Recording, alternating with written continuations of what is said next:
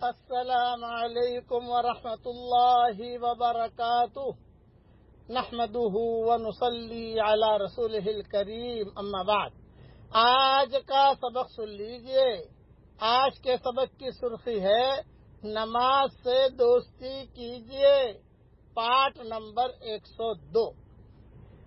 جو آدمی فجر کی 2 رکعت سنت مؤکدہ اور ظہر کی 4 رکعت سنت مؤکدہ اور ظہر کی نماز کے بعد 2 رکعت سنت مؤکدہ اور مغرب کی نماز کے بعد 2 رکعت سنت مؤکدہ اور عشاء کی نماز کے بعد 2 رکعت سنت مؤکدہ پڑھنے کا اہتمام کرتا ہے، تو حضرت عائشہ رضی اللہ تعالیٰ عنہ فرماتی ہیں، میں نے رسول اللہ صلی اللہ علیہ وسلم سے سنا ہے